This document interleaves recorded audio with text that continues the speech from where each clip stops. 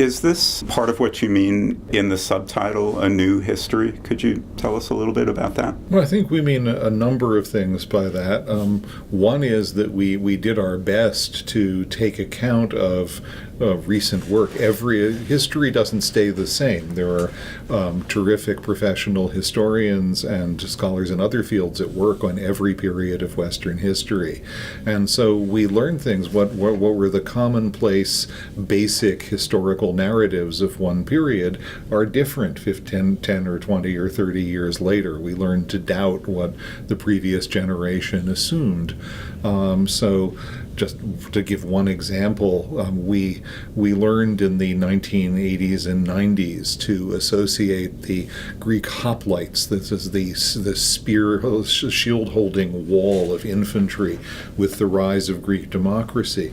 More recently, scholars have pointed out that Homer already describes this kind of infantry fighting, of a wall of men holding shields clashing with another such wall. Evidently, this kind of warfare, though it probably was connected with democracy, and it probably did do something to make men conscious of their service to their state and make them believe that they should have a role in deciding its fate politically. It's older than the period that we used to, when we used to think it began.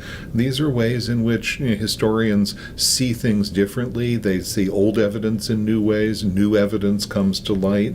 The ancient Near East, most of what we know about the ancient Near East comes from evidence that survives by chance, that's been found by archaeologists or was brought back to Europe by imperial expeditions.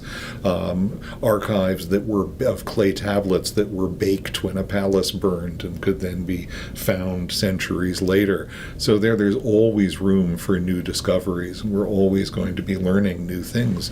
But the same is true in the 14th century, the Black Death that strikes Europe and that kills as much as 40% or more of Europe's population in many places. One of the great blows that's ever struck any human society. Not quite as powerful as the one that was struck to the native inhabitants of the Americas in the late 15th and early 16th century, but still tremendous. We've been arguing for decades about what disease this actually was, and now it looks as if there's enough archaeological evidence as actual cemeteries of plague victims have been opened up in England and in Scandinavia and elsewhere to see that it was as we suspected, a particular kind of infection, and that it was basically bubonic plague carried by fleas. This had been one explanation, but there were many others that rivaled it. Other plagues, a plague struck Athens during the Peloponnesian War, and to this day we don't actually know what that plague was, partly because ancient Athens is buried under so many layers of subsequent history and subsequent building. We're not going to find a Peloponnesian War cemetery. So there are major questions that we can't actually answer in a single clear way. So in all those ways, it's a new history, partly because it's built on the work of many, many other historians whom we've read.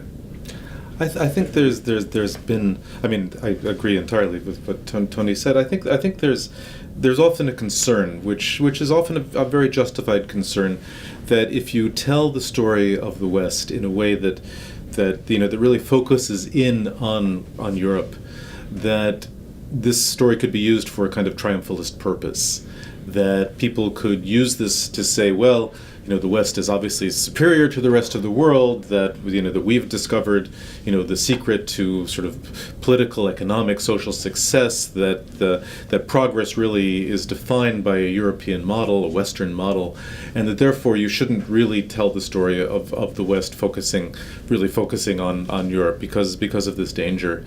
And while I think we're both appreciative of again the ways in which the story can be used, it has not always been told as a triumphalist story. I think one of the great things about studying the history of the West is realizing just how self-critical the West has been. How many of my own heroes in this story are the people who have been actually the most critical of what they themselves have often defined as Western civilization. the fact, so you don't have to tell the story in this way, but I think there is a story there. And I think one of the things that makes this a new history is really trying to go back and tell as coherent a story as we possibly can about the development of this place, this very complex place, which is by no means an island, which by no means is at all apart from the rest of the world, which has been influenced and has influenced in its turn the rest of the world in so many different ways. And yet there is a story that focuses on this. And we want to be able to tell this story and tell it in a way which is engaging to students, in a way which can be followed, and in a way that can be understood and help these students to understand what has shaped the world in which they are living themselves. Yeah. So I think all those things also make it a new history.